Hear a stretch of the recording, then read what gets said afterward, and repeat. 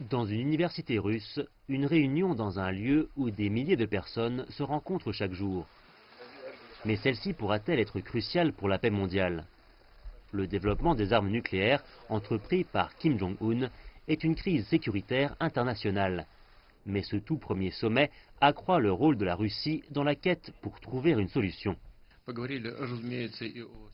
Nous avons évidemment parlé de la situation dans la péninsule coréenne, nous avons échangé nos points de vue concernant ce qui doit être fait afin d'ouvrir des perspectives prometteuses d'amélioration.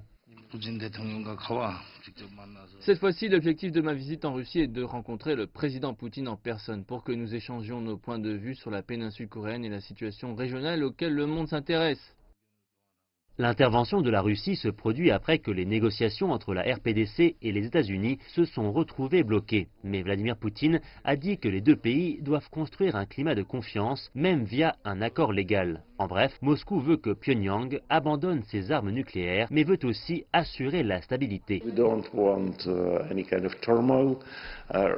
ne voulons pas de troubles à notre frontière, de conflits militaires, nous ne voulons pas de révolution en Corée du Nord, nous préférions une évolution, nous ne souhaitons pas provoquer de changement de régime, lequel se trouve dans une zone sensible et qui pourrait voir arriver des vagues de réfugiés dans notre pays ou voir des forces militaires américaines concentrées à notre frontière. La Russie a acquis un plus grand rôle dans les négociations. Le président Poutine se voit confier la mission de transmettre la position de Pyongyang à Washington. Et cela montre à quel point lui et le dirigeant Kim se sont bien entendus.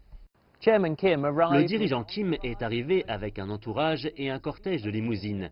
Mais il espère être reparti avec quelque chose de bien plus précieux, le début d'une amitié avec le président Poutine. Pour les étudiants de l'université, ce fut une journée semblable à aucune autre. Croisant les agents de sécurité en chemin vers les salles de classe et attendant pour apercevoir les dirigeants internationaux. Et s'ils aiment étudier l'histoire, ce jour-là, ils s'en sont approchés plus près que jamais.